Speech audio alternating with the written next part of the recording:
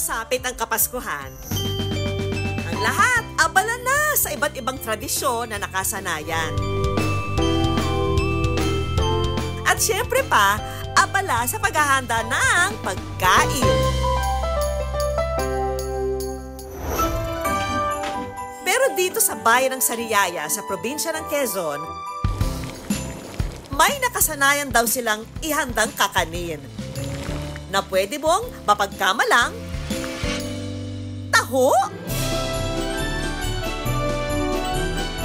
Excited ako tuwing December dahil may ihahain na sinulbot. Pag December po, naalala ko po yung mga magulang ko po.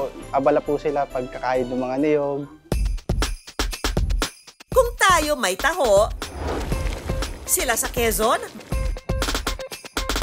may sinulbot na tinatawag ding patabol sa mga kalapit na lugar. Pero hindi raw talaga ito taho, ha? Ang sinulbot ay isang natatanging kakanin sa lalawigan ng Quezon.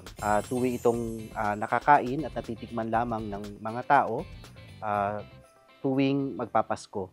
Matrabaho raw talaga itong gawin, lalo pa at mabilis itong tumigas. Pero kapag Kapaskuhan, hindi raw ito pwedeng hindi pagkaabalahan.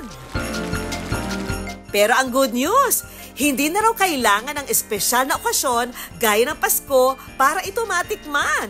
Dahil ang sinulbot, isinaserve na sa farm resort na ito simula noong 2022. Kami siguro yung masasabi namin na kauna-unahan na nagbenta sa publiko ng sinulbot dahil nga ito ay madalang lamang nakakain ng mga tao dahil ito ay niluluto lamang nila bago magpasko. Nang minsan ng araw magluto nito sina Rod para sa isang bisita, may mga customer daw na nag-request na bilhin ito. Dito raw nila naisip na iserve na rin ito sa kanilang resto bilang isa sa pambato nilang panghimagas. Gusto naming maiparanas nila at ibahagi kung anong merong kultura kami.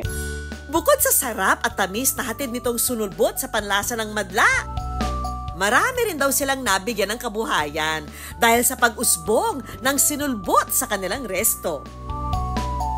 Directly and indirectly ay nakapagbigay kami ng trabaho sa komunidad. Aside sa mga tagaluto ng aming mga sinulbot, nadagdagan yung mga dumadating na bisita. So nakapag-hire kami ng mga tauhan namin. Lalagay din natin ang ating sinunog na asukal. Isa si Roy sa maswerteng nagkaroon ng trabaho dahil sa sinulbot. Malaki na tulong na sinulbot sa aking buhay kasi nagkaroon ako ng trabaho dito. Wala raw permanenteng trabaho noon si Roy. Parakit-rakit lang daw siya sa bukid. Kaya ang kita, hindi raw sapat para itaguyod ang pamilya. Nakapasok ko dito last 2022 nung magkulang ang tao nila sa pagluluto at kami ang kinuha nilang magluluto. Ang inaakala niyang panghimagas lang tuwing Pasko, araw-araw nang pinapakislap ang kanyang buhay.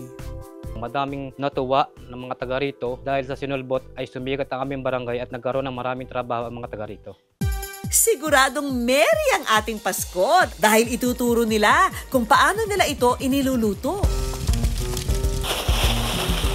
Sa taliyasi na may tubig, naglagay ng pulang asukal. Sa kahinalo hanggang matunaw ang asukal. Ngayon po naman ay susunod natin ang ating kakanggata.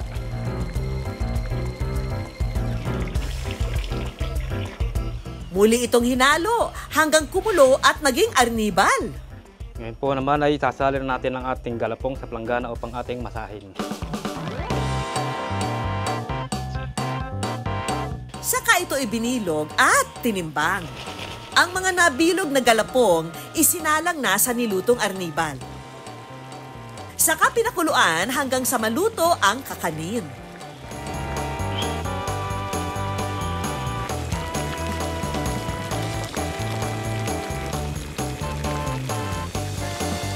Pagkaraan ng ilang oras na pagluluto, eto na ang sinulbot.